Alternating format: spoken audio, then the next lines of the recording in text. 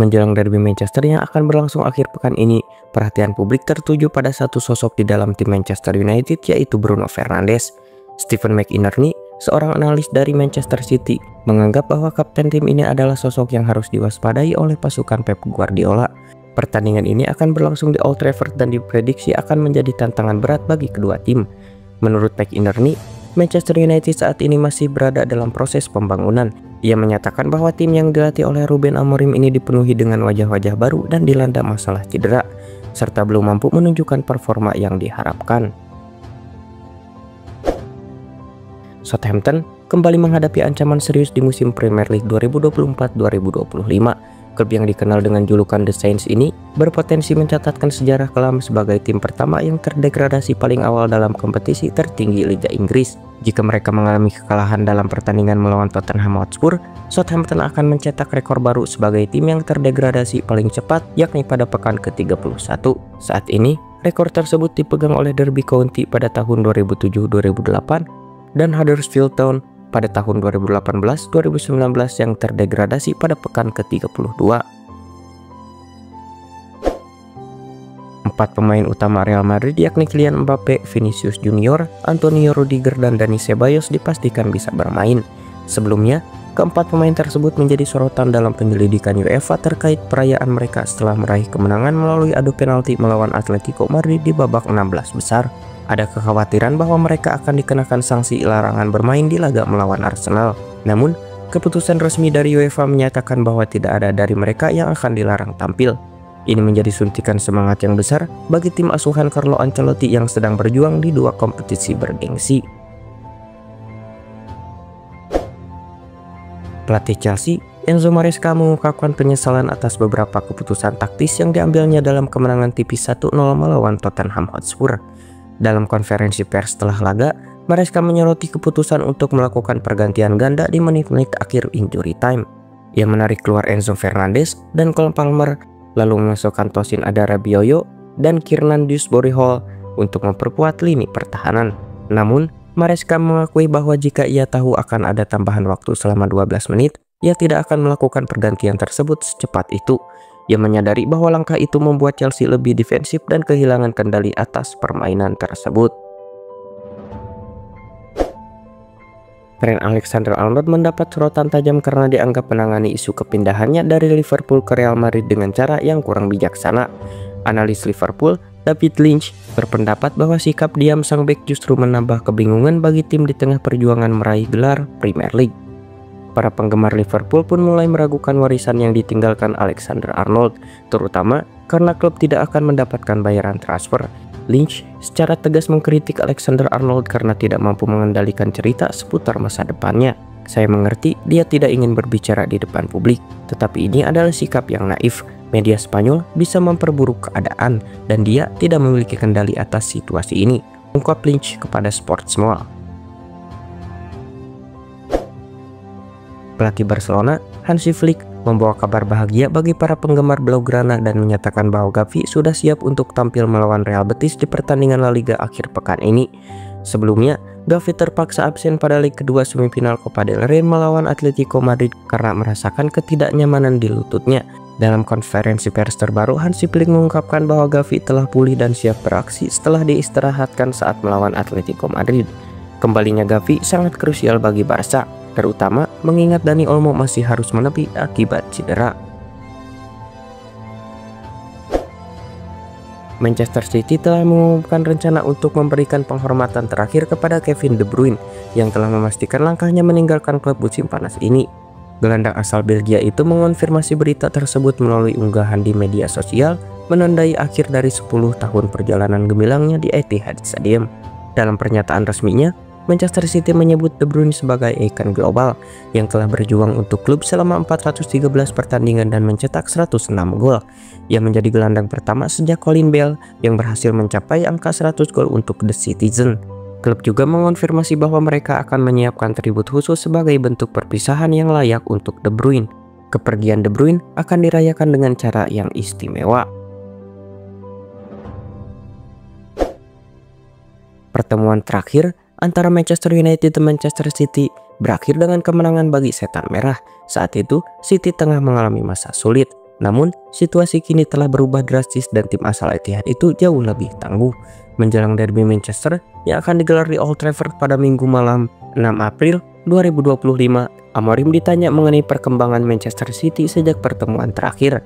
Namun, baginya hal itu tidak cukup menarik untuk menghabiskan waktu dan energi. Saya lebih memilih untuk fokus pada masalah-masalah yang kami hadapi. Kami memiliki tantangan yang lebih besar dibandingkan Man City, ungkapnya yang dilansir dari Sky Sports. Mats Hummels telah mengumumkan keputusan penting, ia akan pensiun. Bek veteran asal AS Roma ini akan menggantung sepatunya di akhir musim ini bersamaan dengan berakhir kontraknya.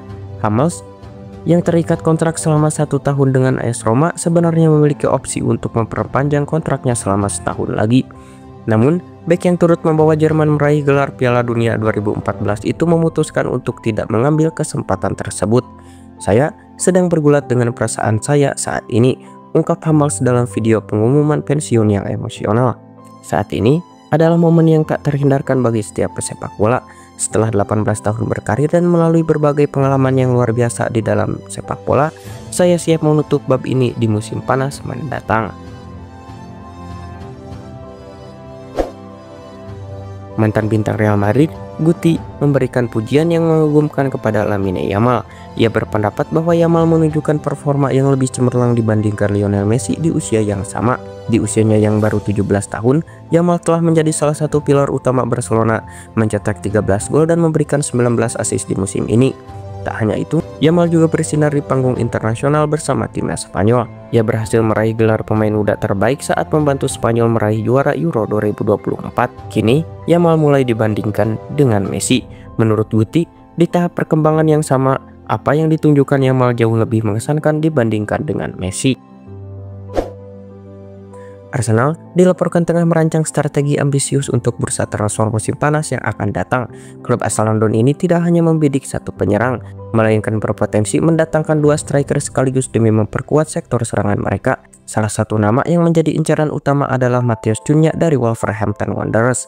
Selain itu, nama-nama seperti Benjamin Sesko dari RB Leipzig dan Victor Gyökeres dari Sporting Lisbon juga menjadi perhatian klub. Meskipun karakteristik permainan mereka cukup berbeda dengan Cunha.